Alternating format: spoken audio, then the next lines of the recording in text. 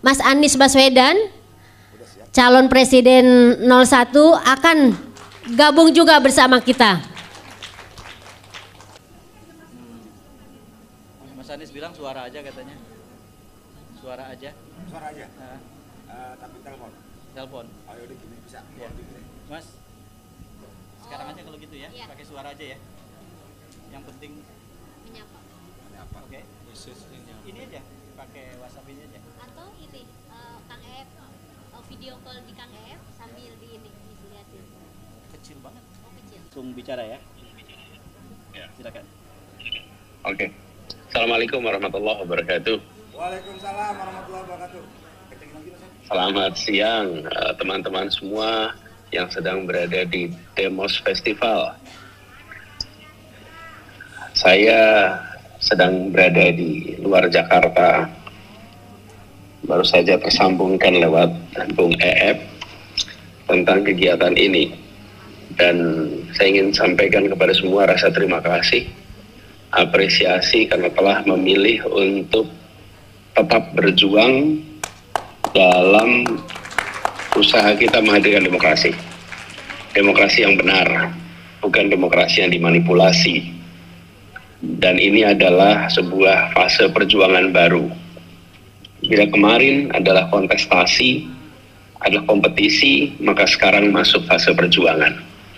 Karena pada fase ini kita dihadapkan dengan tantangan yang tidak kecil. Kita menyadari rakyat Indonesia menginginkan adanya rasa keadilan, dan itu harus tercermin di dalam praktek demokrasi yang adil, praktek demokrasi yang jujur. Semua yang ada di sini menyaksikan dalam beberapa waktu kemarin betapa praktek demokrasi yang tidak fair itu terjadi secara masif. Nah, ini harus dikoreksi dan ini membutuhkan perjuangan bersama. Karena itu saya ingin sampaikan pada semua yang di sini rasa terima kasih memilih untuk menjadi bagian yang menyelamatkan demokrasi, memilih untuk menjadi bagian yang berjuang untuk demokrasi yang lebih baik, memilih untuk memastikan bahwa Indonesia ke depan bukan Indonesia yang praktek politiknya, praktek politik yang mengedepankan kepentingan sekelompok kecil yang raksasa, tapi yang mengedepankan prinsip-prinsip dasar keadilan. Jadi saya terima kasih sekali sudah memilih bergerak, dan kami just menyadari ini bukan perjuangan yang kecil, ini perjuangan besar. Tapi perjuangan besar itu bukan berarti berat. Berat apa ringan soal perasaan. Ini adalah perjuangan besar yang mudah-mudahan akan terasa ringan. Saya juga ingin sampaikan kepada semua beberapa pengalaman yang mungkin bisa menjadi perhatian. Kalau kita ingin melakukan terobosan dalam menghadapi tantangan sekarang, rasanya harus mencari cara baru yang berbeda dengan yang pernah dikerjakan dulu-dulu. Problem yang kita hadapi hari ini berbeda dengan yang kita hadapi 25 tahun yang lalu. Problem yang berbeda dengan yang dihadapi di era pra-Orde Baru. Karena itu, saya melihat tidak bisa dilawan dengan cara yang sama. Harus ada terobosan, harus ada cara baru. Yang ini memerlukan diskusi, memerlukan tukar pikiran, memerlukan perdebatan. Inspirasi tidak datang dari meditasi. Inspirasi datang dari interaksi. Dan berinteraksinya orang-orang yang memilih untuk melakukan perubahan, tidak membiarkan praktek seperti ini melenggang tak ditantang, interaksi ini akan memunculkan terobosan.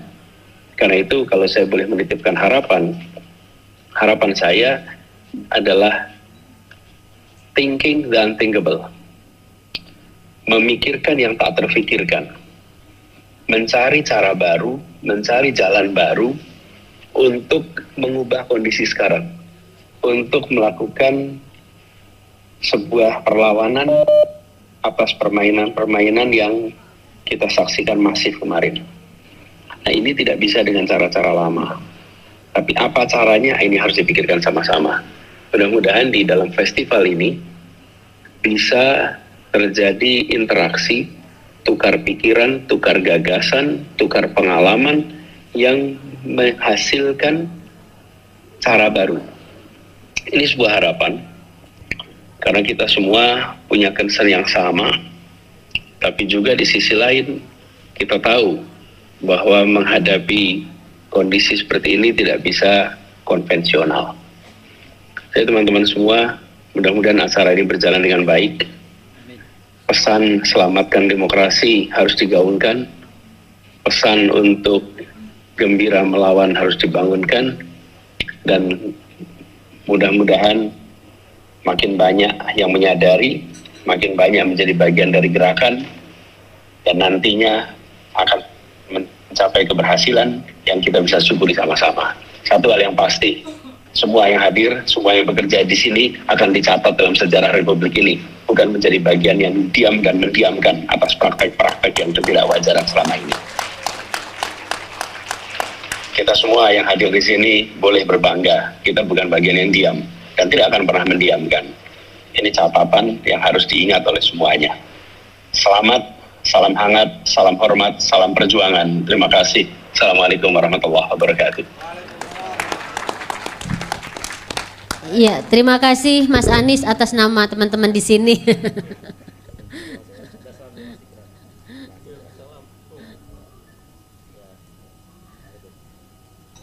Ya, terima kasih buat Mas Anies ya. Jadi teman-teman udah mendapatkan ininya ya, pesannya. Berpikirlah apa yang tidak terpikirkan. Jadi perjuangan nanti kita merumuskan apa saja yang akan kita lakukan, itu pesan dari Mas Anies seperti itu. Jadi mungkin supaya tidak ke detect juga ya sama Intel. Dulu mainnya Intel, sekarang nggak tahu nih, mungkin lebih dari Intel lagi. Kalau sekarang bukan Intel, tapi tawaran, tawaran posisi, tawaran duit dan lain-lain. Itu lebih menggiurkan daripada Intel kayaknya. Oke, saya persilahkan Pak Ganjar Pranowo untuk. Oke, ya, bisa dimulai? Iya, monggo Mas. Baik, Assalamualaikum warahmatullahi wabarakatuh. Selamat pagi, terima kasih teman-teman semuanya. Semua menjaga atmosfer demokrasi secara bersama-sama. Saya tidak akan menyampaikan banyak-banyak biar ruang diskusinya jauh lebih banyak. Saya juga akan tidak mengkontaminasi kawan-kawan agar dalam pemikirannya jauh nanti bisa lebih jernih, bisa lebih objektif, sehingga kita bisa membongkar cerita-cerita yang selama ini beredar di masyarakat. Tentu sampai dengan hari ini saya masih mencatat dengan sangat baik. Yang pertama terkait dengan proses politik yang kemarin berjalan. Satu demi satu mulai ada cerita-cerita. Orang mengaku bagaimana situasi yang ada di lapangan, seseorang mendapatkan tawaran apa, mendapatkan barang apa, dengan pesan apa, sekarang mulai muncul. Atau baru saja kawan saya setelah bersaksi didatangi oleh Intel dan diceritakan, kamu kegiatannya apa lagi? Sumber danamu dari mana? Begitu. Nah, cerita-cerita semacam ini mungkin yang terkesan menjadi sangat intimidatif begitu. Tapi saya sampaikan pada teman-teman, ceritakan saja apa yang ada. Maka teman-teman, saya menyambut baik diskusi ini. Saya minta maaf tidak bisa hadir, tapi ada 3 catatan penting saya. Yang pertama, sampai dengan tanggal 20 ini kami, terutama tim Ganjar Mahfud tentu masih bekerja dengan cukup keras, sangat serius begitu, untuk mengumpulkan seluruh data, menyampaikan cerita-cerita sampai putusan tanggal 20 nanti. Apa yang mau saya ceritakan terkait dengan proses penghitungan, termasuk data-data C1 dan kemudian rekap yang kemudian berganti-ganti ya, dan tentu saja seluruh ahli IT yang sekarang memberikan catatan-catatan kritis. Maka kami masih berjuang sampai dengan tanggal 20 berapa sebenarnya angka real yang ada ya. Masa stuck seperti itu, berapapun suara masuk, dan ini tentu menjadi cerita-cerita yang menjadi bahan buat kami untuk nanti membuat sebuah tindakan ketika kemudian pengumuman akan diberikan. Tapi sebelum pengumuman tentu bahan-bahan atau data ini menjadi penting. Kawan-kawan di Amerika baru saja juga melakukan diskusi dan banyak tokoh di sana sedang bercerita proses-proses berikutnya akan berjalan. Maka sampai dengan tanggal 20 proses penghitungan yang menggunakan teknologi maupun manual menjadi perhatian kami yang pertama. Yang kedua adalah ketika nanti upaya akan dilakukan, tentu kami menyiapkan bahan-bahan, saksi-saksi untuk kemudian ke MK. Setidaknya apakah hipotesis TSM betul-betul bisa kita uji, betul-betul bisa kita buktikan, dan sekarang kerja-kerja intelektual sambil menggali data, fakta, saksi yang ada di lapangan menjadi cerita yang penting yang kami kumpulkan. Dan yang terakhir tentu ruang politik yang bisa digunakan oleh DPR dalam hari ini menggunakan hak konstitusinya yang namanya hak angket. Nah, ini dinamikanya pasti akan sangat menarik, dan dari cerita-cerita yang kemarin pada saat pembukaan masa sidang sudah ada interupsi dari beberapa fraksi. Menurut saya ini menjadi dinamika yang cukup bagus, sambil tentu saja dari kami selaku partai terus saja mendorong persiapan-persiapan mulai menyusun naskah akademis, menyiapkan dukungan-dukungan, tanda tangan dari anggota, sampai kemudian nanti bisa masuk ke paripurna dan disahkan menjadi hak angket DPR. Sebuah proses yang cukup panjang, dan saya kira nanti tidak akan berjalan mulus-mulus saja, karena pasti akan ada cerita yang setuju dan tidak setuju, dan kemudian dibikin cerita-cerita yang makin meriah agar angket itu berjalan atau tidak berjalan. Sebuah political interplay yang akan terjadi, dan kami sedang menyiapkan itu semua. Teman-teman, terima kasih sudah mengundang saya. Rasanya saya senang karena banyak masyarakat sipil peduli pada demokrasi yang sedang berjalan. Mudah-mudahan kita adalah golongan-golongan waras yang akan bisa mengawal ini dengan baik. Salam untuk teman-teman semuanya. Terima kasih. Wassalamualaikum warahmatullahi wabarakatuh. Terima kasih Mas Ganjar, dan sekali lagi tepuk tangan dong buat Mas Ganjar. Ya, oke, nanti... Mbak Nong, teman-teman semuanya silakan dilanjut. Baik, terima kasih Mas. Ya, silahkan dilanjut juga aktivitas di pesantrennya. Salam buat Mbak Tiko. Ya, Oke. Oke, teman-teman, kita sudah mendengar rencana tadi dari Pak Ganjar Pranowo ya, dan apa yang akan dilakukan oleh timnya menjelang tanggal 20 Maret nanti, menunggu pengumuman dari KPU, dan sambil menunggu narasumber yang lain kita akan mendengarkan dari Kang E.F. Saifullah Fatha, karena beliau ini juga sudah sering juga menyampaikan terkait pemilu 2024 ini. Tapi yang paling penting dari yang ingin kita harapkan dari Kang Ep ini adalah sebelum kita kan pengennya kita bergerak, kita tetap melakukan sesuatu yang yang penting, minimal dalam jangka pendek ini adalah misalnya sampai tanggal 20 Maret ini Kang Ep ya, sebelum disahkannya hasil Pilpres. Dan setelah itu juga kan ada proses pengajuan ke MK buat 1 dan 3 ya, karena kalau melihat hasil quick count kita tahu ternyata 02, karena tadi yang saya sampaikan cara-caranya kita udah tahu, ya nggak mungkin lah nggak menang, itu sih pasti menang kalau caranya seperti itu gitu kan. Nah itu ada nanti setelah tanggal 20 itu ada proses selanjutnya. Tadi juga disampaikan oleh Pak Ganjar bahwa selain di MK juga ada proses di DPR yang kemarin tanggal 5 ya. Tanggal 5 betul, tanggal 5 Februari itu sudah kita lihat bersama di rapat paripurna, hak angket itu akan diusulkan. Tapi itu juga kita bisa tahu nanti dari Kang E.F. nih pemetaannya juga seperti apa nih untuk hak angket ini. Nanti sebenarnya ujungnya itu mau gimana? Akan sampai kira-kira gitu, kalau misalnya hak angket ini berhasil, itu kira-kira akan seperti apa? ya kan? Kalau misalnya gagal nih Kang Eep, apa yang akan terjadi dengan negeri ini? Maksudnya dengan kondisi demokrasi kita, ya itu. Jadi itu silahkan Kang Eep, ini penting banget pembicaraan kita kali ini. Monggo. Saya berdiri aja ya. Iya, Terima kasih Nong Darul Mahmad. Assalamualaikum warahmatullahi wabarakatuh. Alhamdulillah saya senang saya hadir di sini. Mudah-mudahan kita bisa saling memberi manfaat di forum ini. Buat saya ini seperti sejarah yang berulang. Ya. Saya ingat dulu di awal reformasi, saya dan kawan-kawan sempat menggalang keluarga Indonesia untuk pemilu damai. Dan saya ketua umum waktu itu. Ada sekitar 50 LSM yang bergabung dalam konsorsium waktu itu untuk menggalang publik agar mendorong supaya partai-partai penyelenggara pemilu, pengawas negara menyelenggarakan pemilu secara demokratis dan damai. Dan saya ingat Nong waktu itu sekretaris ya. Jadi ya kita bareng-bareng dulu di Warung Buncit, kita sewa posko, kita bergerak bareng-bareng.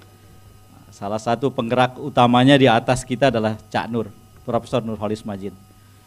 Ada satu hal yang harus kita syukuri memang saat ini, bahwa banyak sekali kalangan yang selama ini terpencar, akhirnya menyatu.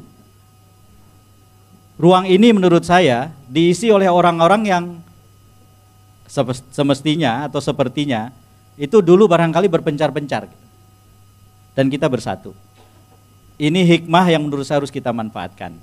Nah, supaya kita fokus, saya langsung saja ke pokok soal sambil menunggu Profesor Ikrar ya. Pemilu 2024 itu punya 3 lampu sorot. Lampu sorot yang pertama itu menyorot ke Jokowi, Presiden Jokowi. Lampu sorot yang kedua, penyelenggara pemilu yang bertanggung jawab untuk menyelenggarakan pemilu dengan proses dan hasil yang semestinya terbaik, yang demokratis, yang jujur dan adil. Dan yang ketiga, kontestan pemilu. Kira-kira begitu. Kenapa lampu sorot saya batasi ketiganya, hanya 3 saja, nanti saya ceritakan. Saya mau mempersimpel saja, menyederhanakan saja pembicaraan. Di lampu sorot yang pertama, yang kita temukan adalah presiden yang melanggar konstitusi. Presiden yang melanggar sejumlah undang-undang. Di berbagai tempat saya sudah sampaikan ini dan saya tidak ingin mengulang. Itu bab yang sudah lewat. Semakin lama saya mengakses informasi, lewat YouTube terutama, semakin banyak orang yang berkeahlian menggambarkan dari perspektif mereka apa yang disebut sebagai pelanggaran konstitusi oleh Presiden Jokowi, pelanggaran sejumlah undang-undang oleh Presiden Jokowi. Sebagai warga negara, saya beranggapan sama dengan mereka itu. Menurut saya, salah satu bagian yang sangat penting dari pemilu 2024 adalah Presiden telah melakukan pelanggaran konstitusi, Presiden telah melakukan pelanggaran sejumlah undang-undang. Dan tidak boleh dibiarkan. Inilah lampu sorot yang pertama. Pembiaran terhadap itu adalah dosa sejarah setiap orang di Indonesia. Pembiaran pelanggaran konstitusi dan undang-undang oleh presiden tidak boleh dilakukan. Apapun hasilnya. Bahwa perjuangan untuk menuntut agar ini diadili, ini diperkarakan sampai tuntas, kemudian ujungnya bisa ada pihak yang kalah dan menang secara politik, itu urusan yang lain. Dan perjuangan kita belum sama sekali selesai. Jadi menurut hemat saya, lampu sorot yang pertama ini tetap menyala terang. Presiden yang dalam istilah sehari-hari melakukan cawe-cawe yang bablas, sebetulnya sumbernya adalah pelanggaran terhadap konstitusi dan sejumlah undang-undang. Menurut saya ini tidak boleh dibiarkan. Sebagai warga negara, posisi saya tidak berubah dari semenjak akhir tahun lalu. Menurut saya, Presiden Jokowi harus dimakzulkan. Ini kesimpulan pertama yang menurut saya penting sebagai bagian dari pemilu 2024. Jika tidak, Bapak Ibu dan teman-teman, maka semua presiden yang lain dengan sangat mudah mencontoh ini sebagai template. Ternyata jadi presiden di Indonesia itu enak. Konstitusi sudah menjamin kekuasaan yang sangat besar. Yang bersangkutan mengendalikan resources hampir tanpa batas. Punya daya kendali terhadap aparatur yang bisa dimanfaatkan kapanpun secara optimal dengan dampak yang luar biasa dan bahkan serta-merta. Dan ternyata dibiarkan ketika melakukan pelanggaran konstitusi dan undang-undang, maka yang saya bilang tadi, semua presiden akan mencontoh ini sebagai template. Maka menurut saya, bukan saja kita akan kembali ke sebelum reformasi 98, bahkan dalam beberapa hal jauh lebih mundur dibandingkan dengan capaian kediktatoran zaman Pak Harto dalam beberapa hal. Termasuk misalnya dalam pengumpulan resources, kenikmatan, keuntungan kepada satu keluarga yang di backup oleh berbagai instrumen yang amat dahsyat. Mulai dari putusan MK nomor 90 tahun 2023 dan kelak kalau tidak dilawan sampai ke Undang-Undang Daerah Khusus Jakarta. Yang suatu ketika kalau ini tidak dilawan, mungkin gubernur Jakarta yang dipilih presiden adalah keluarga itu juga. Dan aglomerasi, yaitu kawasan ekonomi, bisnis, dan industri yang menyatukan Jabodetabek, dipimpin oleh Dewan Pengelola Aglomerasi, yang ketuanya ex officio adalah wakil presiden, yang kalau ini tidak dilawan, keluarga itu juga. Maka menurut saya ini tidak boleh dibiarkan. Dengan segala resikonya sebagai warga negara, kita harus bersikap. Dan sebagai warga negara, sikap saya sekali lagi tidak berubah. Saya bergeming. Ini istilah yang sering salah dipakai ya. Bergeming itu tidak bergerak. Tidak bergeming itu bergerak. Saya bergeming dengan mengatakan bahwa presiden telah melanggar konstitusi dan sejumlah undang-undang dan karena itu harus dimakjulkan. Selamat datang Prof. Ikrar. Ini senior saya. Satu departemen, satu guru, satu ilmu, ilmunya lebih banyak Prof. Ikrar. Dan Prof. Ikrar saya yakin setuju dengan apa yang saya katakan barusan. Bahwa presiden yang melanggar konstitusi dan sejumlah undang-undang harus dihentikan. Itu lampu sorot pertama. Dampak langsung dari pelanggaran konstitusi dan undang-undang itu adalah cacat dalam proses dan hasil pemilu 2024 pada berbagai lini.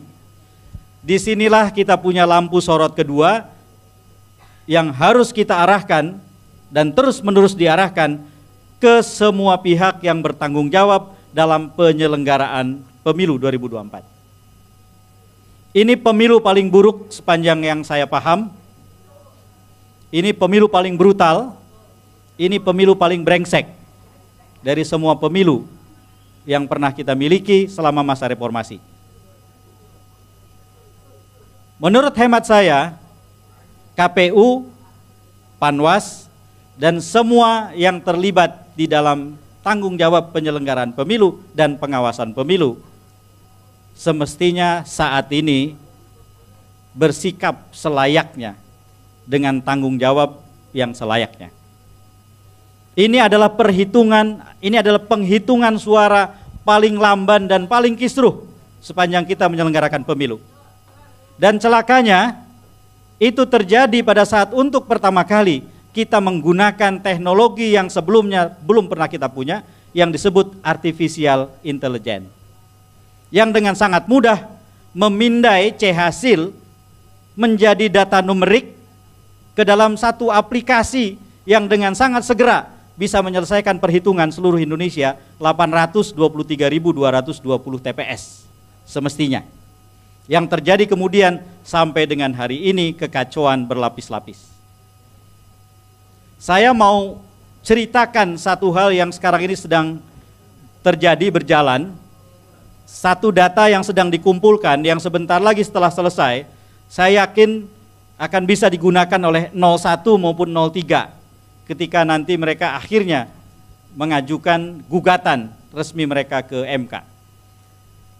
Yang saya maksud adalah ada sekelompok warga negara Indonesia di luar negeri dan di dalam negeri yang saat ini sedang bekerja keras untuk mengumpulkan bukti, dan bukti yang terkumpul sudah sangat banyak, yaitu tentang pemalsuan C hasil. Yang terjadi adalah teman-teman ini, saya sebut saja namanya karena saya yakin yang bersangkutan juga dengan gagah berani kok melakukan ini, tidak mau bersembunyi. Teman-teman ini diinisiasi, dipelopori oleh seorang warga negara di Amerika. Saya tidak usah sebut dulu kotanya ya. Kebetulan, dalam tanda kutip, yang bersangkutan adalah salah seorang putra dari Profesor Harun Ar-Rasyid, anggota KPU kita yang pertama, almarhum. Ia adalah doktor perminyakan yang sejak tahun 96 bermukim di Amerika, bekerja di perusahaan minyak di sana, bukan ahli IT, terus kemudian ia mencoba menelusuri TPS-TPS di Sirekap, tetapi fokus pada suara 02 yang besar-besar. Yang ditemukan adalah tanda tangan di halaman 1 C hasil dengan halaman 2 dan 3 beda-beda untuk orang yang sama. Ini bukan kecurangan ini kejahatan ini kriminal ini. Dan ini sedang dikumpulkan. Sekarang ini dalam jaringan ini bergerak banyak sekali orang yang terlibat. Baik di Indonesia dan di berbagai negara. Warga-warga negara Indonesia yang ini tidak pernah terjadi sebelumnya. Jadi Bapak Ibu sekalian, jangan-jangan, kita pakai jangan-jangan dulu sementara ini ya. Jangan-jangan kerusakan, kebobrokan yang luar biasa itu bukan hanya di level teknologinya, tetapi dari sejak masih manual. Sistem penghitungan pemilu kita itu menggunakan sistem hybrid, campuran. C hasil manual, mencoblosnya manual, direkap manual di kecamatan, sejak itulah kemudian terdigitalisasi ke atas, sistem manualnya dalam rekap per tingkat ke kabupaten kota, ke provinsi, ke nasional. Jadi sistem hybridnya seperti itu. Orang pikir tadinya yang bermasalah adalah IT-nya, aplikasinya, sistemnya, baik software maupun hardware, karena berulang-ulang hardware-nya, jaringannya kan down terus. Gak masuk akal sebetulnya. Tetapi nyatanya bisa ditemukan C hasil yang halaman 1, 2, dan 3-nya tanda tangan orang yang sama beda-beda. Itu artinya pada tingkat manual pun sudah bobrok. Ini harus dibongkar, tidak boleh dibiarkan. Artinya di bawah lampu sorot yang kedua, sebetulnya kita punya penyelenggaraan pemilihan umum 2024 yang bombroknya ampun-ampunan. Kita harus jujur katakan itu. Bahasa yang terlalu melemah lembutkan, berpura-pura, eufemisme sudah tidak diperlukan hari-hari ini. Kita nggak bisa bilang presiden kurang bertanggung jawab, nggak bisa itu, terlalu lemah lembut untuk Jokowi. Presiden melanggar konstitusi dan undang-undang. Sudah.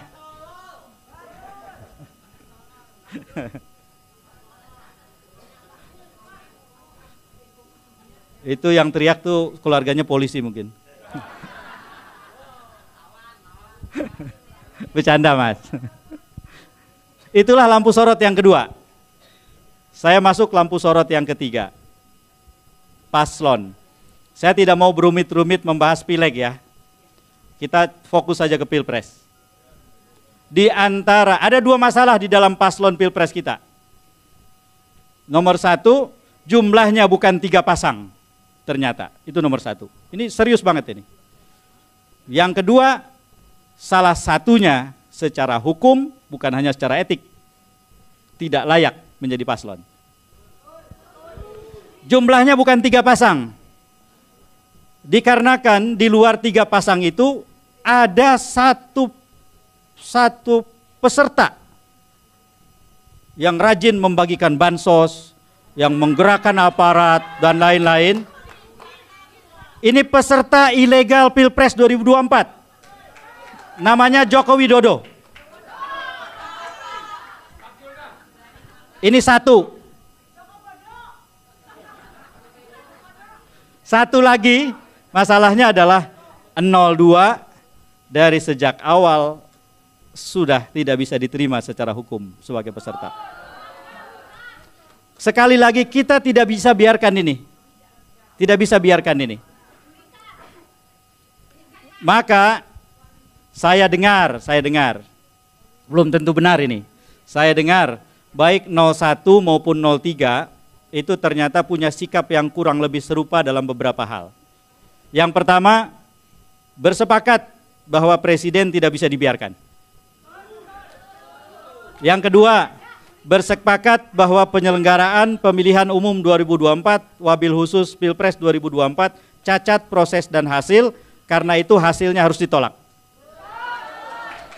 Dan yang ketiga, bersepakat bahwa paslon yang tidak memenuhi syarat hukum tadi, yang keberadaannya melanggar kaidah hukum tadi, maka harus didiskualifikasi.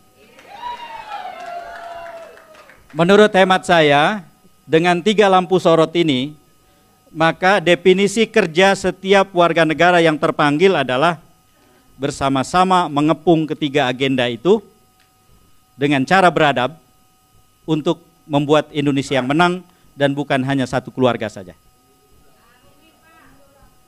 Jadi dengan demikian masuk akal dari jika tadi Nong mengatakan kita harus susun agenda, masuk akal bahwa agenda jangka pendeknya adalah menghentikan kebrutalan pemilu, kebobrokan pemilu, kerusakan pemilu dan lain-lain 2024 dengan segala konsekuensinya.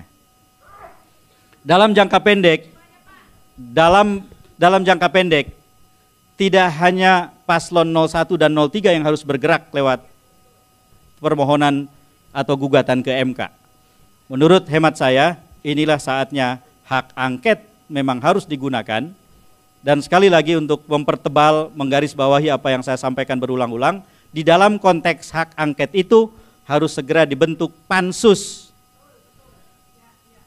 untuk bekerja dalam waktu yang berjangka pendek, mentransparansikan seluruh kerjanya dalam siaran langsung yang kita ikut terlibat, bukan hanya menonton, ikut terlibat di dalamnya.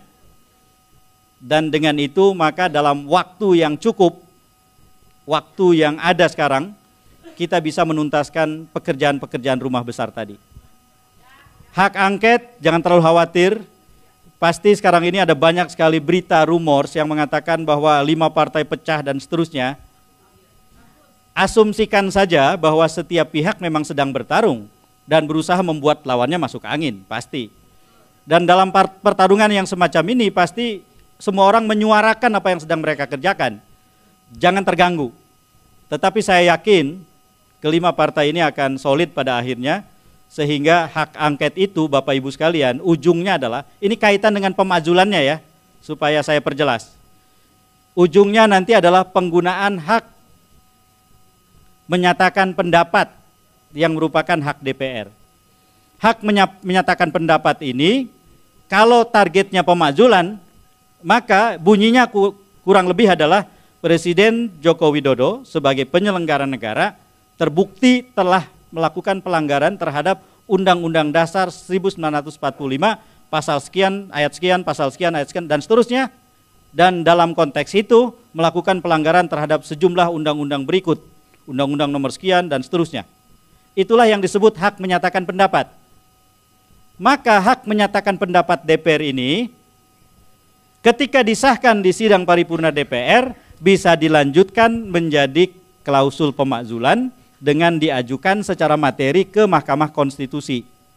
Mahkamah Konstitusi dikasih waktu selama-lamanya 90 hari untuk memprosesnya secara materi, sampai kemudian mereka ke kesimpulan atau ke keputusan apakah memang pernyataan pendapat DPR itu secara materi bisa diterima. Maka jika itu yang dijadikan putusan MK berlanjut ke MPR dan MPR punya waktu selama-lamanya 30 hari untuk menyelenggarakan sidang istimewa menindaklanjuti itu. Tentu tidak mudah membuat dengan serta-merta kita bisa menang, tidak. Karena diperlukan hitung-hitungan itu, nanti Prof. Ikrar juga bisa menceritakannya lebih detail.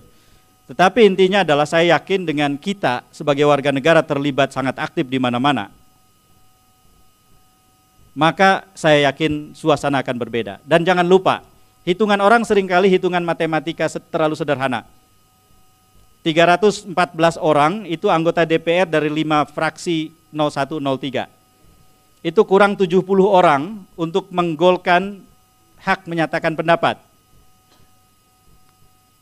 Jadi kurang 70 orang untuk menggolkan sidang yang 2/3 anggota DPR hadir. Lalu kemudian 2/3 dari yang hadir, nah itu sudah terpenuhi kalau 2/3 yang hadir.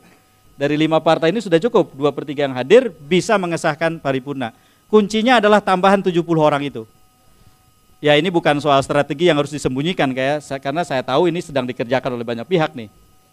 Sekarang ini stok anggota DPR dari Golkar, anggota DPR dari PAN, anggota DPR dari Gerindra, anggota DPR dari satu lagi Demokrat, yang mungkin untuk memiliki kewarasan yang sama dengan kita sedang tersedia banyak. Siapa mereka?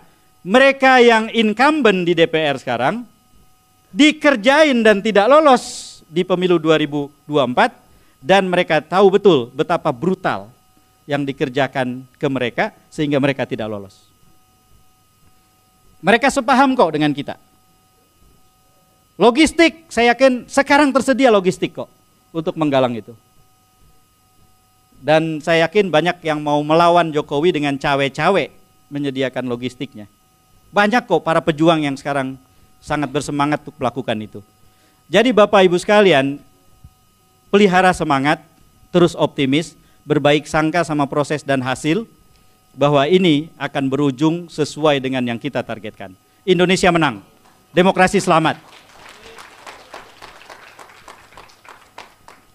Dan pansus yang nanti dibentuk di dalam kerangka hak angket itu, beberapa ketentuannya membuat itulah pilihan yang terbaik. Nomor 1, pansus ketika disahkan oleh rapat paripurna DPR sudah ditentukan rentang waktu bertugasnya. Jangan dibikin panjang, karena akan lewat nanti masa waktunya. Yang kedua, anggotanya paling banyak 30 orang. Ini menurut aturan. Proporsional dari semua fraksi mewakili lintas komisi. Ini yang penting. Kepemimpinannya terdiri dari 1 orang ketua dengan sebanyak-banyaknya 3 wakil yang dipilih sebagai paket. Maka paket 5 partai ini yang pasti menang. Tidak mungkin paket 4 partai yang di seberang sana. Pada saat paket pemimpin pansus ini bekerja, pimpinan pansuslah yang punya kewenangan untuk mengetokkan palu apakah sidang-sidang pansus terbuka untuk umum atau tidak. Maka diketoklah sidang terbuka untuk umum. Kalau katakanlah 12 hari pansus bekerja, 12 hari, 12 kali 24 jam siaran langsung televisi isinya pansus. Menteri-menteri dipanggil. Di dalam kerja pansus itu kalau hak angket maka akan ada 2 kelompok orang yang dipanggil. 1, penyelenggara negara. Presiden dipanggil, para menteri dipanggil. Semua yang dianggap perlu diminta penjelasan dipanggil. Panglima TNI dipanggil, Kapolri dipanggil. Yang selebihnya saksi. Ketua KPU dipanggil sebagai saksi, Ketua Panwas dipanggil sebagai saksi, Bawaslu maksudnya. Lalu kemudian masyarakat sipil, anggota-anggotanya, eksponennya, pemimpin gerakannya bisa dipanggil. Ahli hukum tata negara bisa dipanggil, Prof. Ikrar bisa dipanggil sebagai saksi. Semua untuk membuka semua kebobrokan itu di atas meja, maka proses di MK itu paralel berjalan bersamaan dengan proses di DPR. Itulah yang sedang kita perjuangkan. Tantangannya pasti besar, mereka masih punya resources, bahkan mereka sudah menyusun kabinet dan lain-lain. Kita tidak pernah tahu hari esok, hanya Tuhan yang tahu. Kita tidak bisa mendahului takdir. Dan saya masih percaya, selama hasil perhitungan suara belum selesai dan semua proses yang saya ceritakan belum selesai, pemilu 2024 belum selesai. Sehingga ujungnya termasuk siapa yang menang dan kalah belum bisa kita tentukan. Dan karena itu mari kita terlibat di dalamnya, tidak menjadi penonton karena kita bukan penonton. Dan dengan cara itu mari kita selamatkan Indonesia, kita selamatkan demokrasi dengan cara memenangkan Indonesia. Dan kita kalahkan keluarga itu. Rasanya dosa besar, dosa sejarah yang sangat besar kalau akhirnya yang menang keluarga itu dan kita yang berjuang untuk Indonesia yang harus kalah. Kita akan amat sangat menyesal dalam waktu yang panjang jika itu terjadi. Supaya kita tidak menyesal, jangan jadi penonton, mari bergerak bersama-sama. Siap Bapak Ibu? Baik, wallahul muwaffiq ila aqwamit thoriq. Assalamualaikum warahmatullahi wabarakatuh.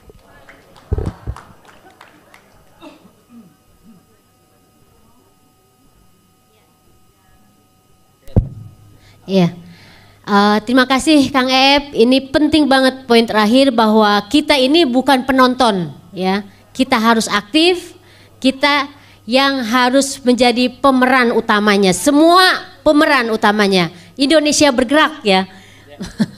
Jadi dan kita tadi udah tahu tahapan-tahapan apa yang akan bisa kita lakukan. Jadi kita akan sama-sama berpartisipasi aktif dalam dua proses, yaitu di MK dan juga di hak angket DPR.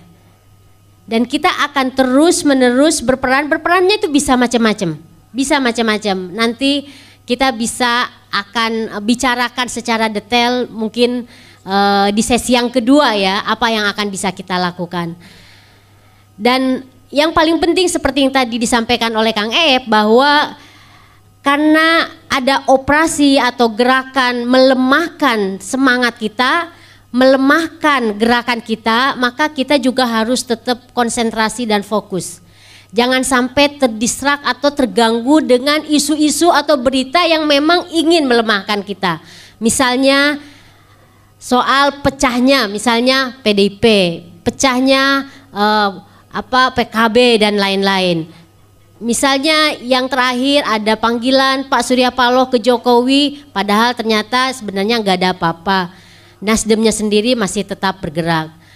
Yang paling ini lagi misalnya tentang PDI Perjuangan. Padahal kita tahu hari ini teman-teman semua jam 2 ini untuk menunjukkan keseriusan sikap dari partai ini, mereka, saya menyebutnya mereka maaf, padahal kita udah satu ya, itu membuka rumah bersama untuk kita sebagai pusat perlawanan, yaitu di Jalan Diponegoro itu. Jam 2 ini dibuka. Itu tidak ada lagi yang namanya embel-embel partai, embel-embel calon presiden, nggak ada. Itu adalah rumah bersama kita untuk melawan. Nah itu yang tadi disampaikan, sorot 3 sorot itu adalah tugas kita bersama. Nah oleh karena itu silahkan nih Prof. Ikrar, senang juga Prof. Ikrar, nanti ini terakhir, akan menyampaikan juga paparannya terkait apa yang bisa kita lakukan juga ya dari perspektifnya. Oh ada, udah bisa? Oh ya, nah. Kita silakan Prof. Ikrar untuk menyampaikan ininya, paparannya. Monggo.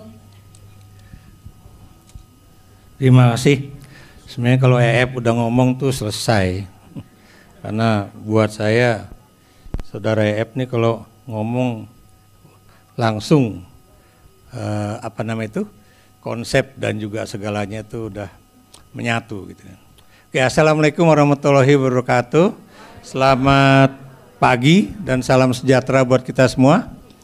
Saya nggak banyak ya, cuma mengulang-ulang aja ya.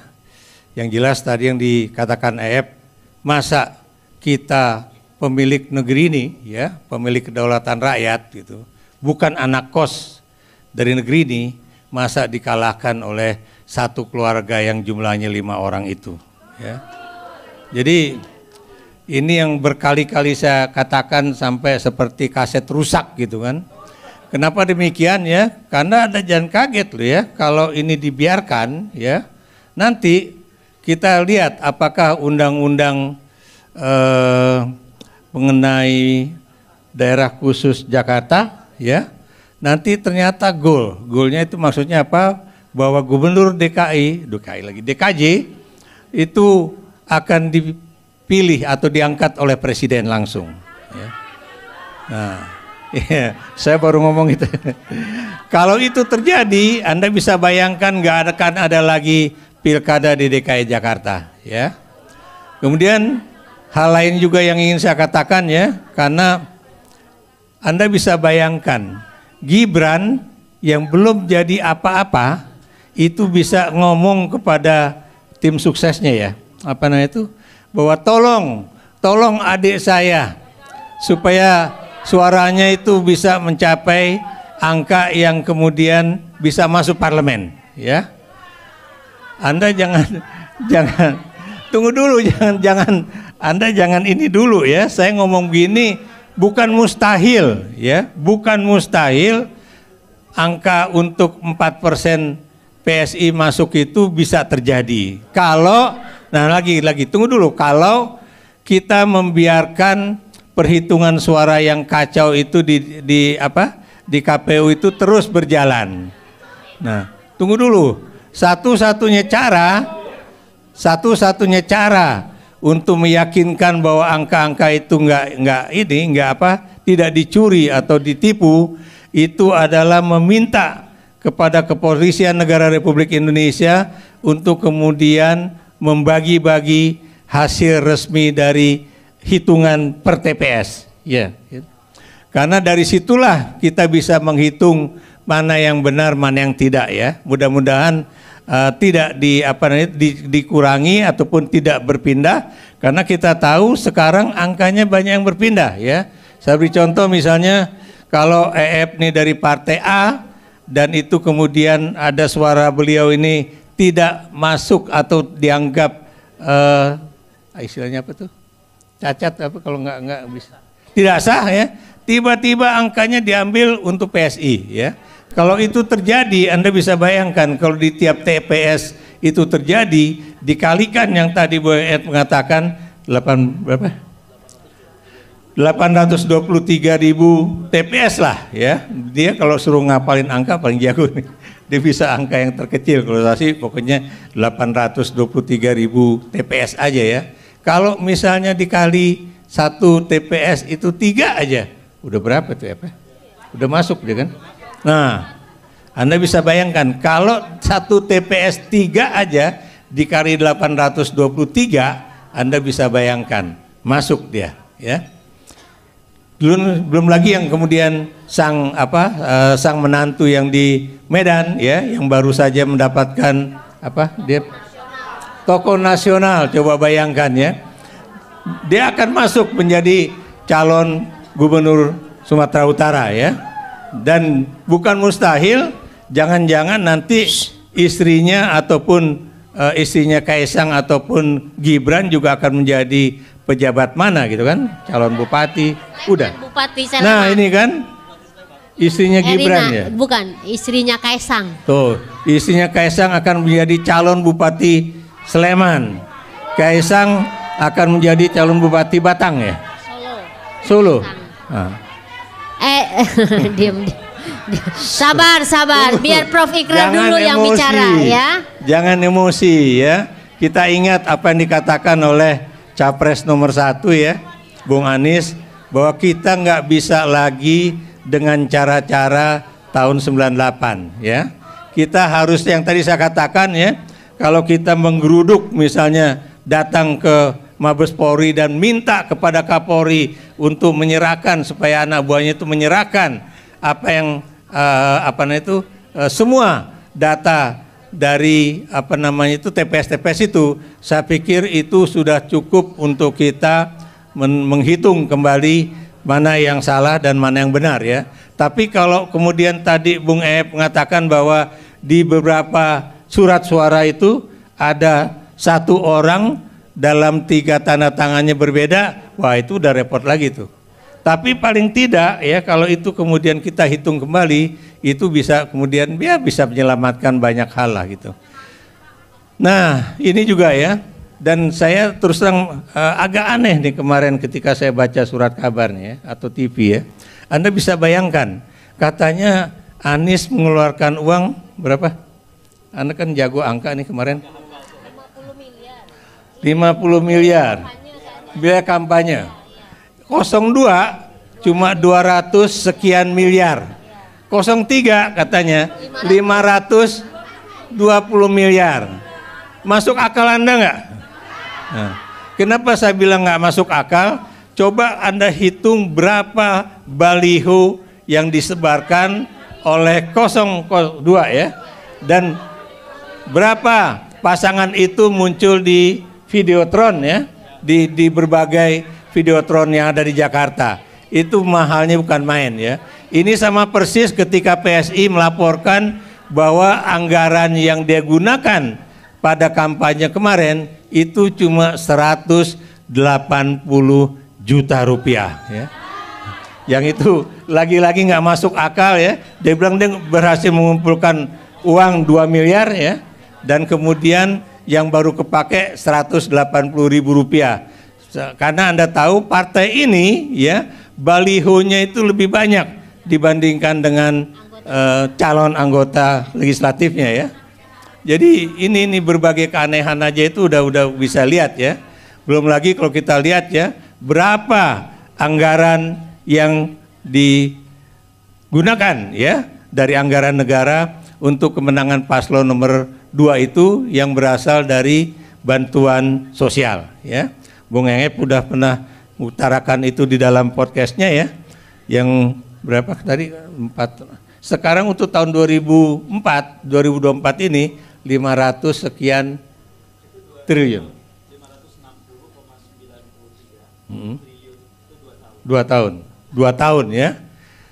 Anda bisa bayangkan ya, kalau itu kemudian nggak usah banyak-banyak, karena teman-teman di seberang sana selalu mengatakan itu kan juga buat subsidi energi, buat subsidi ini, buat subsidi itu. Tapi yang kita tahu yang buat subsidi beras, BLT, dan kemudian BLT PUSO, BLT macam-macam, itu kalau kita hitung berapa triliun rupiah ya. Berarti itu jauh lebih besar dibandingkan yang dilaporkan oleh paslon nomor 2 bahwa cuma mengeluarkan uang berapa? 200 sekian miliar rupiah ya. Itu 200 sekian miliar rupiah itu buat saya istilahnya tuh nggak ada tai-tainya, itu kecil banget itu. Ya. Untuk jalan dari Jakarta ke Papua aja udah berapa untuk satu rombongan ya. Ke Aceh udah berapa untuk satu rombongan. Apalagi dia termasuk mendatangi berbagai wilayah di Indonesia dengan pesawat ya. Dan kemudian juga pesawat pribadi ya. Ada yang dengan bayar tiket, ada juga menggunakan transportasi milik negara juga ya. Dan itu kalau di total itu pasti lebih dari 10 triliun rupiah ya. Itu kalau kita lihat ya. Nah, ini yang kalau kita lihat bagaimana mereka cara memecah kelompok lah ya. Saya beri contoh satu hal ya, saya ngomong terus terangnya di sini ya. Ya. Itu kalau nanti PKB katanya akan tetap berani mendukung hak angket ya, itu Muhaimin Iskandar pasti akan menjadi tersangka ya. Dan siapa yang akan menjadi pengganti Muhaimin ya, yang tadi isunya Menteri Agama tapi sekarang isunya katanya Gus Ipul gitu kan. Jadi inilah cara-cara kekuatan negara ini untuk kemudian menghancurkan kekuatan yang boleh dikatakan ingin membenarkan atau ingin memperbaiki pemilu di Republik ini ya. Kemudian Anda juga tahu P3 juga diisukan macam-macam ya, karena katanya biar bagaimanapun P3 juga ingin masuk ke kabinet ya, karena itu partai ini adalah partai yang terkecil dari semua partai yang mudah-mudahan masuk ke parlemen ya. Dan kemudian juga yang lain juga mengatakan misalnya Nasdem gitu kan. Nasdem katanya sudah ketuanya Pak Surya Paloh udah dipanggil Presiden Jokowi, dan katanya mungkin dia udah pasti akan masuk ke ke 02 ya. Tapi kita tahu sampai detik ini ya, Metro TV itu masih menjadi saluran televisi yang boleh dikatakan keras lah terhadap pemerintah ya. dibandingkan dengan stasiun televisi yang lain juga ya. Jadi ini menunjukkan bahwa kemungkinan Nasdem untuk masuk ke koalisi sampai misalnya Oktober 2024 kayaknya kecil sekali ya. Nah kemudian ini yang kalau Anda katakan bahwa bagaimana dinasti ini benar-benar akan terbentuk ya, dan saya berani mengatakan bahwa Presiden Jokowi itu tidak punya rasa malu sedikit pun ya. Kenapa demikian? Karena dia tidak cukup satu dengan Gibran ya, tapi kemudian ke Kaisang juga, terus ke Bobi juga, bahkan kalau benar itu nanti mantu dan juga anaknya ya, anak perempuannya. Jadi Anda bisa bayangkan ya, masa satu keluarga benar-benar menguasai berbagai posisi di dalam negara Republik Indonesia ini, baik itu pada tingkat wakil presiden ataupun kepala daerah ya. Dan Anda jangan lupa ya bahwa Presiden Jokowi itu juga mungkin mendapatkan masukan dari Denny JA ya. Ini teman baiknya Kang Ep juga nih. Bukan, ini Denny JA itu sekarang sedang mengajukan satu konsep ya, bahwa mereka akan membangun apa namanya? BIMA, Barisan Nasional. Nah, jadi mereka menggunakan istilahnya koalisi semi permanen untuk 20 tahun mendatang. Ya, Anda bisa bayangkan ya. Jadi 20 tahun mendatang itu mereka akan berupaya untuk menjadi penguasa di Republik Indonesia ini ya, dengan basis utama dari koalisi itu adalah Partai Golkar dan Partai Gerindra. Ya. Tapi kalau saya boleh berterus terang, kedua partai ini sebetulnya tidak baik-baik banget ya. Kenapa demikian? Karena Partai Gerindra tampaknya juga sedang kesel. Kenapa demikian? Karena di hari-hari terakhir menjelang pencoblosan, bahkan pada hari pencoblosan itu suara Golkar itu melambung tinggi dan bahkan melampaui perkiraan orang ya. Dan ya, impian dari Partai Gerindra yang akan menjadi partai nomor 1 di Indonesia ternyata hanya impian belaka gitu kan, jadi nggak tercapai. Dan kalau Anda lihat ya, ini kayaknya Gerindra dengan Golkar ini udah mulai agak suam-suam kuku ya, dan bukan mustahil per 10 Oktober 2024 yang namanya Presiden Jokowi dengan Prabowo, kalau memang nanti ternyata KPU tetap menyebutkan bahwa mereka ada pemenang, akan terjadi apa yang disebut dengan, kalau buat saya ini perang Bharatayuda. Kenapa perang Bharatayuda ya?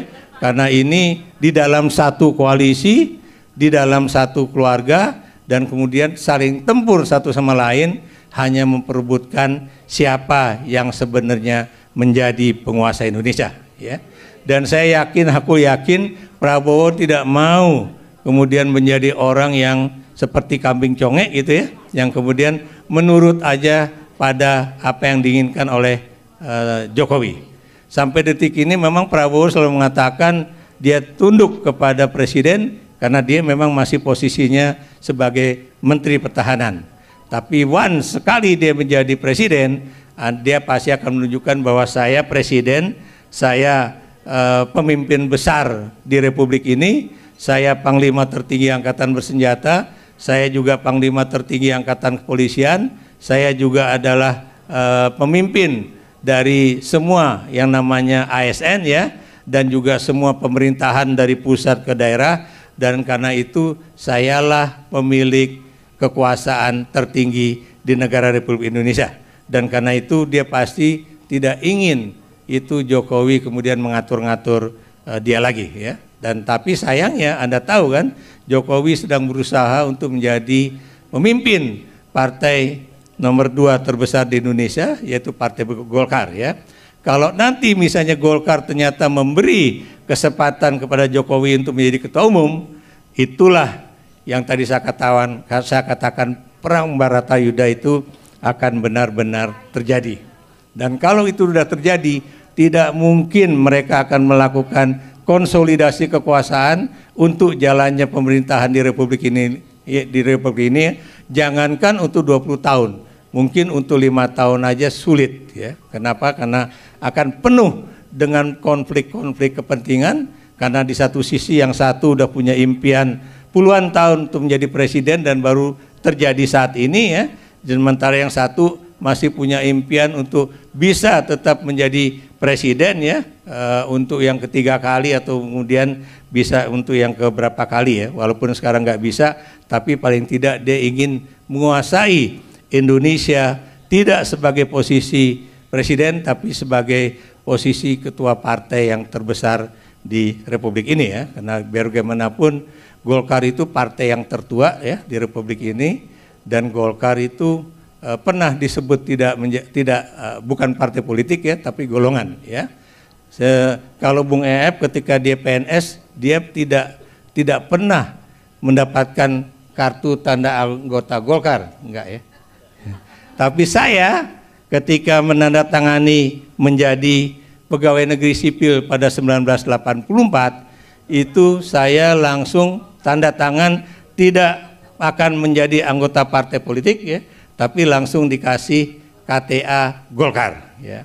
Jadi otomatis saya dulu pernah menjadi anggota Golkar walaupun saya tidak pernah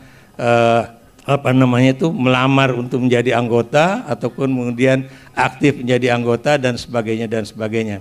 Dan begitu saya protes juga nggak bisa ya, karena Pak Alfian almarhum mengatakan inilah aturan negara menyebutkan seperti itu.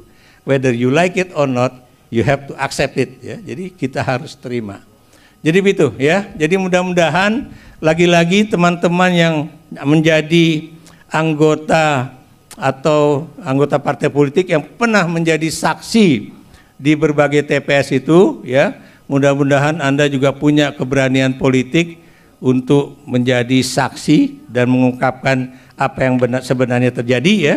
Karena lagi-lagi tadi Bung EF katakan bahwa pemilu ini memang pemilu terburuk dalam sejarah Republik Indonesia, pemilu terkasar, pemilu paling busuk kalau menurut Romo Manis ya, pemilu apa lagi ya? Paling brengsek lah ya. Dan kalau tadi Bung EF mengatakan bahwa ada peserta pemilu lain yang kemudian sangat berpengaruh di dalam pemilu, khususnya pemilu presiden pada 2024 kemarin ya, kalau saya mengatakan sebetulnya ya partai-partai politik ini sebetulnya dimainkan oleh seorang yang sangat berkuasa, yaitu Joko Widodo. Dan karena itu saya katakan ketika Anda misalnya sekarang memang dalam tanda kutip dianggap menang melalui pemilu ini ya, menjadi bagian dari partai politik, kalau Anda tidak ingin misalnya ikut hak angket, berarti Anda juga menghilangkan kesempatan Anda untuk memperbaiki sistem pemilu di Indonesia.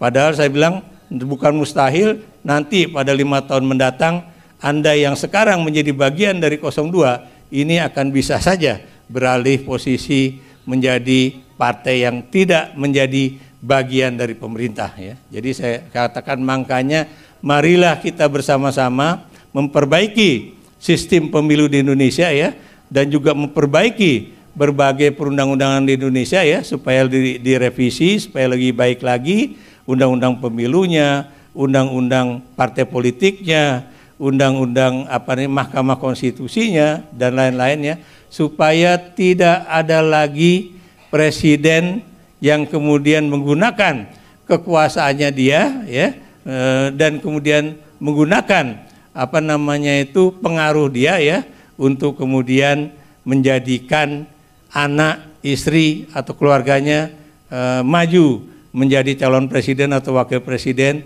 dan menggunakan kekuasaan dan juga jaringan yang dimiliki. Walaupun untuk meraih hal itu kayaknya kecil sekali ya. Kenapa demikian? Karena sekarang ini tidak ada orang yang meniti karir dari wali kota, gubernur, presiden. Dan Jokowi dengan 3 jabatan itu dia rupanya itu benar-benar menjalin kekuasaannya ya, memupuk kekuasaannya itu sampai ke titik yang tertinggi ya. Saya beri contoh misalnya Kapolri, ya, Panglima TNI, itu adalah orang-orang yang dikenalnya pada masa lalu, ya. Beberapa misalnya petinggi militer, petinggi Polri itu juga sama, ya, pernah mengalami hubungan baik di masa-masa sebelumnya, ya, baik itu ketika dia jadi wali kota Solo ataupun ketika dia menjadi gubernur DKI Jakarta, ya, ataupun ketika dia sedang menjadi presiden pada 2014, 2019 dan 2019, 2024 ini. Itulah yang kemudian dia kumpulkan kekuasaan-kekuasaan itu untuk kemudian menggunakan orang-orang itu untuk kepentingan dirinya lagi, ya. Tapi saya yakinnya, ya, apa yang dilakukan Jokowi itu bukan untuk kepentingan rakyat Indonesia, ya, tapi untuk kepentingan keluarganya, untuk membangun dinasti politik. Saya pikir itu aja. Terima kasih, Mbak.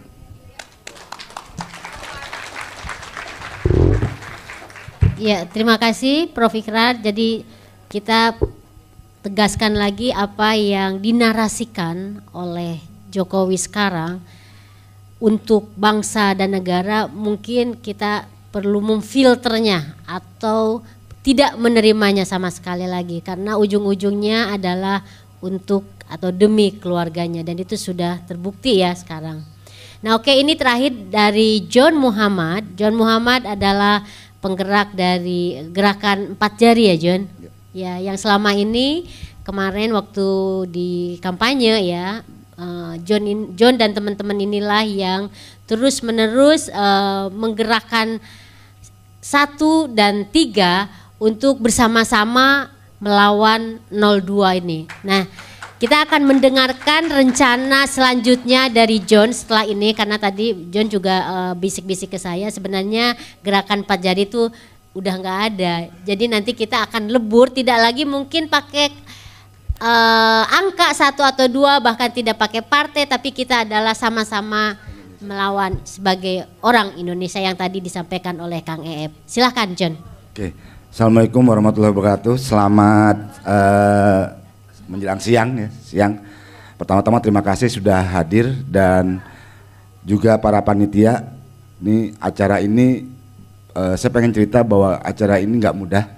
Ternyata membayangkan bahwa kita bisa berkumpul antara kelompok-kelompok yang terpencar-pencar tadi dibilang sama oleh Mas Aep itu nggak mudah, tapi kita harus mulai. Bahwa ada yang bilang masih kurang jumlahnya, kita mulai. Harus ada yang memulai. Hari ini misalnya masih kurang, berarti besok harus lebih bertambah.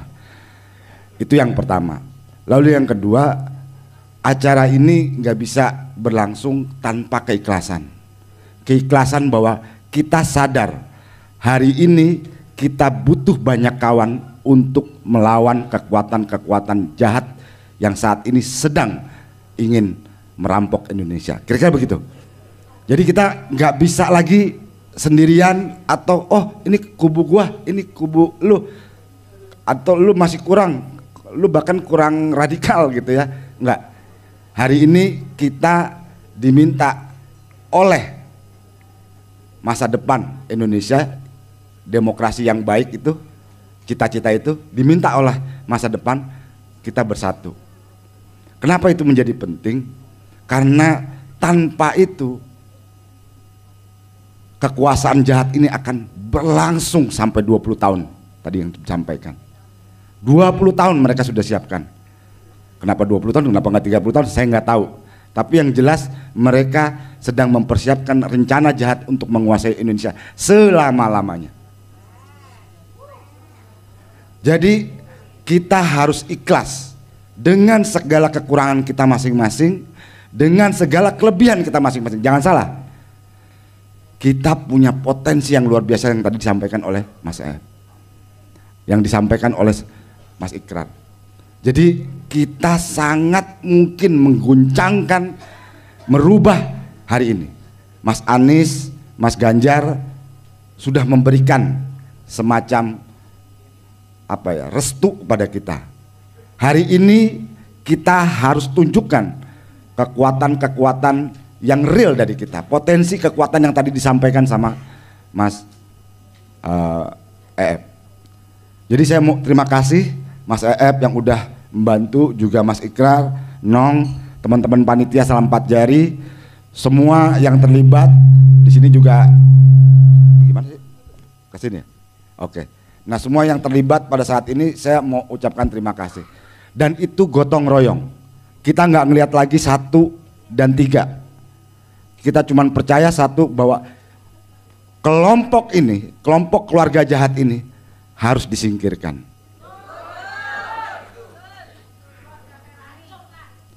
Tapi kita harus sadar bahwa mereka selama ini membangun narasi. Mereka selama ini menilai bahwa kita gampang dipecah belah. Ada yang bilang bahwa kita hancur lebur karena merasa kalah oleh hitungan yang curang. Ada yang bilang kita nggak bakal bangkit dari pukulan-pukulan curang hari ini. Ada yang bilang kita akan tercerai-berai karena nggak mungkin sebuah kelompok yang berbeda dan sudah direncanakan untuk dipisah-pisah, dipecah belah, akan bergabung. Banyak yang menyaksikan, banyak yang tidak percaya bahwa 98 bisa diulang. Memang benar, Mas Anies benar bahwa ada cara baru, harus ada cara baru yang lain yang harus kita gunakan. Tapi ada satu yang sama di 98. Kalau pemilunya curang, pemilu 98 bukan lahir tanpa ada sebuah konteks. Konteksnya adalah pemilu curang 97, di mana pemilu itu adalah 76% Golkar yang menang. Jadi itu pemilu paling curang atau kemenangan yang paling kontroversial yang pernah ada dalam sejarah elektoral. Nazi pernah menang juga di Jerman, tapi nggak segitu-gitunya amat. 76% Golkar pada saat itu, dan itu membuat rakyat marah karena ini udah nggak benar. Hari ini modal itu ada, modal yang dibilang yang sama itu ada. Dan yang terakhir, ini terakhir, banyak yang bilang bahwa ngapain kita berkumpul, toh elit hari ini sudah sedang bernegosiasi, mereka sedang berbagi-bagi jabatan. Nasdem inilah, PDI mau dikasih inilah. Tapi saya pengen bilang bahwa kekuatan di tahun 98 dipicu bukan oleh kekuatan partai politik. Dimulai oleh ibu-ibu di depan HI. Ada yang di sini kita sengaja ngajak Mbak Karlina Supeli karena Mbak Karlina Supeli adalah pemicu itu semua. Gerakan mahasiswa belum ada. Tapi waktu itu Bu Karlina dengan teman-temannya melakukan demonstrasi dan masuk penjara dan ditangkap di depan HI saat memprotes susu, naiknya harga susu. Mereka menamakan dirinya Suara Ibu Peduli. Jadi perubahan bisa kita mulai tanpa harus ikut campur dengan elit. Dan tugas kita adalah menekan agar elit setia dengan kebijakan dan kemauan kita. Karena tanpa itu tidak akan berubah Soeharto jatuh. Tanpa itu tidak akan mungkin gerakan mahasiswa akan berjalan. Jadi suara ibu, ya, suara emak-emak hari ini misalnya istilahnya, itu menjadi penting untuk kembali kita membangun, menata ulang perjuangan dan berlawan. Kita nggak pernah kalah karena kita nggak pernah menyerah. Kalau kita menyerah itu kalah, tapi karena kita nggak pernah menyerah, kita nggak pernah kalah. Dan terakhir yang saya pengen ingatkan, karena Mas Ep juga mengatakan bahwa izin Tuhan, izin Tuhan. Jadi perubahan ini harus ada izin Tuhan. Tapi saya ingin ingatkan, tidak ada kaum yang berubah kalau kaum itu tidak berjuang untuk perubahan dan nasibnya mereka sendiri. Wassalamualaikum warahmatullahi wabarakatuh. Hari ini kita bersatu, besok kita bersatu dan berlipat ganda lagi. Dan saya nggak tahu, mungkin kalau mau bertahan kita obrolin seperti apa kelompok perlawanan ini. Terima kasih. Wassalamualaikum warahmatullahi wabarakatuh. Selamatkan demokrasi, selamatkan masa depan Indonesia. Terima kasih banyak. Iya. Terima kasih John. Kita mungkin kasih 2 ya sebelum kita kemudian menutup ya untuk ya makanya 2 ya. Oke, ini masnya yang di depan sama yang di belakang. Ini ada 3 ibu-ibu yang mana? Siapa? Yang perempuan ini yang putih ya, putih. Yang putih ya, oke. Nah.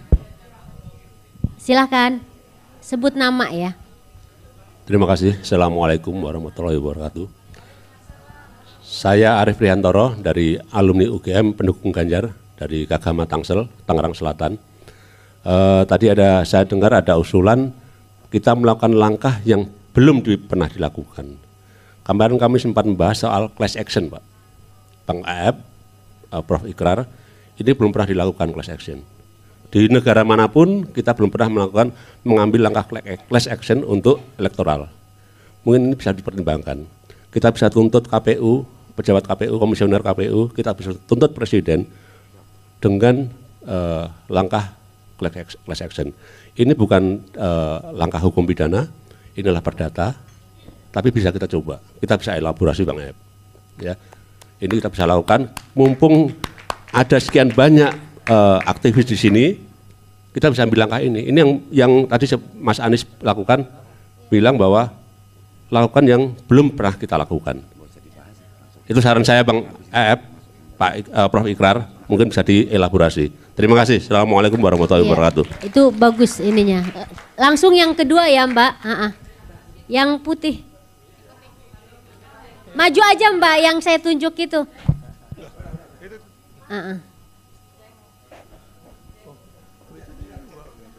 Enggak, oh yang ini ya, oke deh silahkan. Udah pegang mic.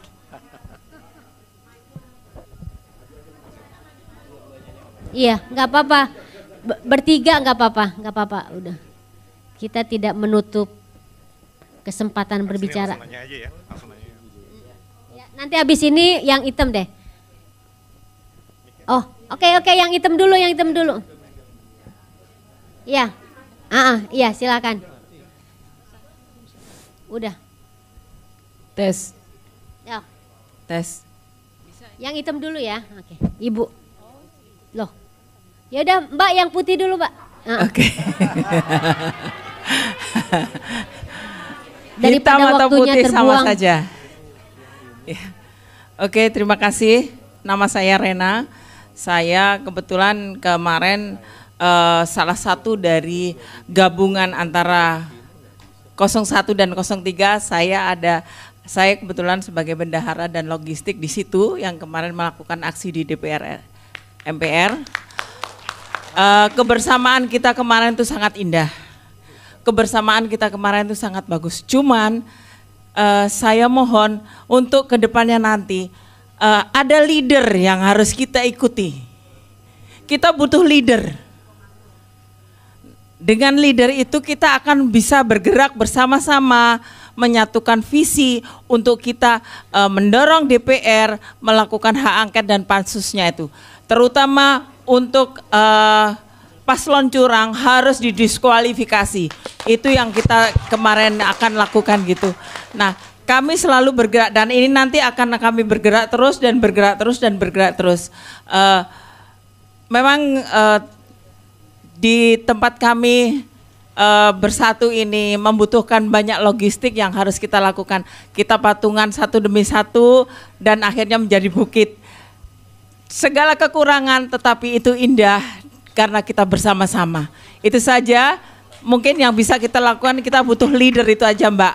Terima kasih. Iya, Wassalamualaikum warahmatullahi wabarakatuh. Keren. Terima kasih Bu Val. Ini cek. Terima kasih, saya Valentina dari Generasi Setia Pancasila. Saya mau sedikit bertanya kepada Kang Eep bahwa masalah angket, kita kan tahu bahwa P3 ini kan sedang digonjang-ganjing ya Mas ya, bahwa posisi sekarang dia kan 4,01 untuk real count yang sementara. Makanya P3 itu bilang sementara mereka belum tentukan ikut hak angket atau enggak. Makanya kalau paslon 2 P3 ikut menolak hak angket, berarti kan paslon 2 itu 50,69% saya lihat posisinya. Apakah saya ingin tahu tindakan dari kita 1 dan 3 ini, kalau memang P3 tidak mengangkat atau tidak mendukung hak angket untuk sementara sampai tanggal 20 Maret, bagaimana tindakan paslon 1 dan 3 ini untuk supaya 50,069% itu tidak tercapai? Maksudnya supaya tetap P3 itu tetap dukung supaya hak angket itu diangkat gitu untuk di DPR. Itu kan kelihatannya di DPR itu tarik ulur untuk hak angket itu. Gara-gara P3. Kalau masalah yang Kang Ep bilang bahwa partai Golkar dan Gerindra yang incumbent, bahwa mereka suaranya tuh tidak menang. Mereka tahulah kalau mereka waras. Bagaimana kalau saya terbalik, justru di P3 itu yang akan digoyang oleh pihak mereka, karena saya dengar bahwa 1 orang itu 10 miliar yang suaranya tidak masuk ke DPR. Terima kasih. Oke, ini yang terakhir ya, Mbak John. Iya, kita masih sampai. Ada omong-omong soal oposisi. Jadi lebih ini lagi ya. Yang kedua aja ya Bu ya, bertahan ya. Oke, sampai. Kalau suara mama harus di ini. Langsung aja langsung. Mana tadi mic-nya?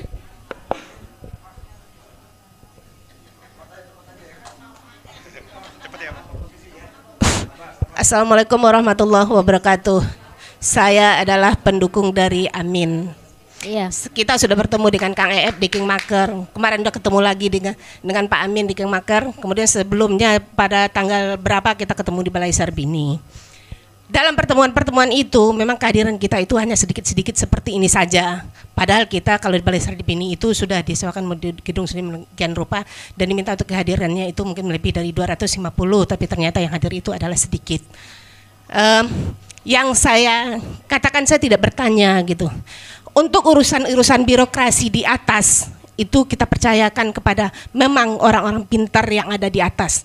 Pak Profesor, doktor dan segala macamnya yang bertujuan untuk bergerak mempertahankan Indonesia. Yang banyak tidak percaya sekarang ini adalah masyarakat yang di bawah.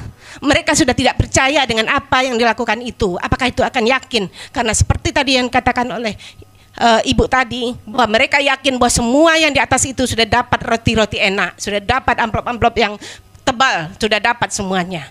Jadi rakyat yang di bawah itu tidak percaya. Kalau diajak pun juga, ayo kita pergi ke sana ke sini yuk. Itu mereka tidak yakin bahwa itu akan bisa, karena kepercayaan untuk pemerintahan itu sekarang sudah sangat kecil sekali.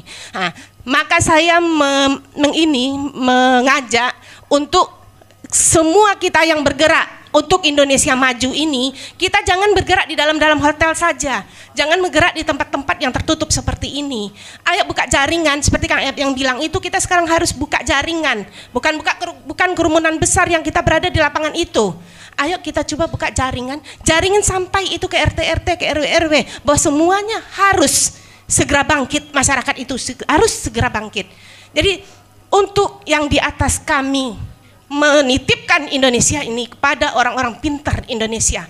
Baik. Tapi untuk masyarakat yang bergerak, coba juga buka jaringan yang ke bawah, kepada masyarakat-masyarakat awam di bawah, supaya tanamkan kepercayaan kepada mereka bahwa sekarang ini kita sedang berjuang untuk Indonesia. Oke. Terima kasih. Terima kasih Bu ya.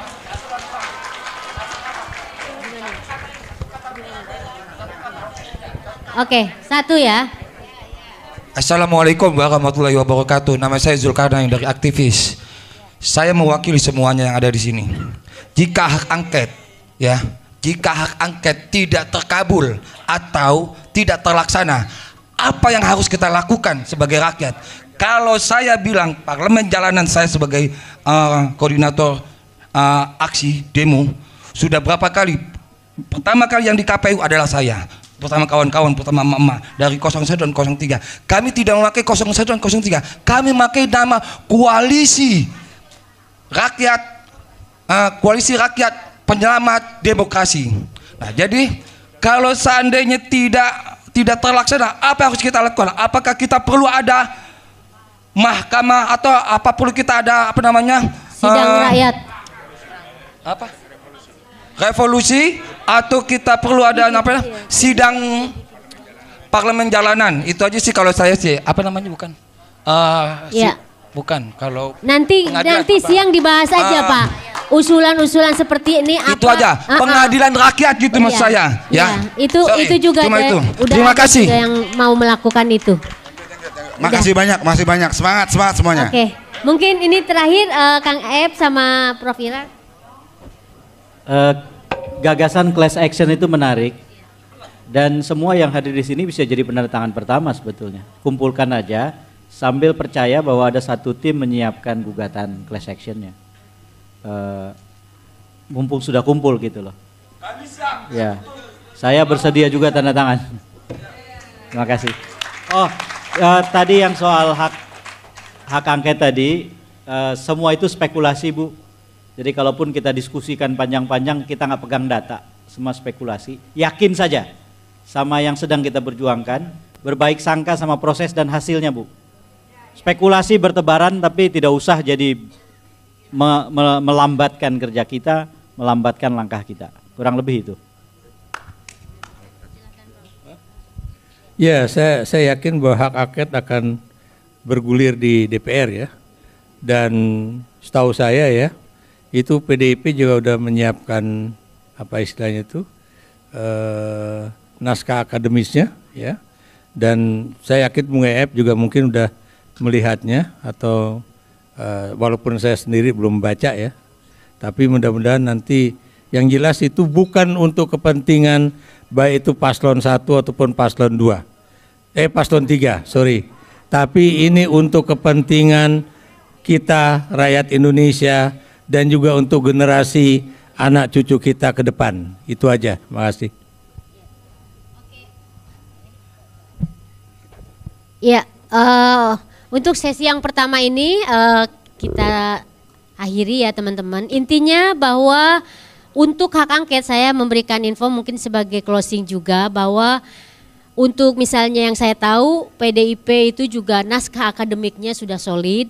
Yang saya tahu Nasdem juga beberapa teman ahli hukum dari teman-teman kita juga sudah ikut nimbrung dan sebentar lagi juga akan jadi. PKB juga seperti itu, PKS juga seperti itu karena dari kita ini juga sudah ketemu dengan PKS, dengan PDIP dan beberapa teman dari PKB dan Nasdem. Tugas kita adalah mengawasi dan menjaga teman-teman di DPR untuk terus berada di jalur yang kita harapkan. Itu adalah tugas kita. Jadi tadi pesan atau usulan-usulan dari teman baik itu class action mungkin secepatnya mulai di daftar. Jadi tadi Kang Ep bilang saya akan menjadi nomor pertama untuk class action. Ya ikut, oke.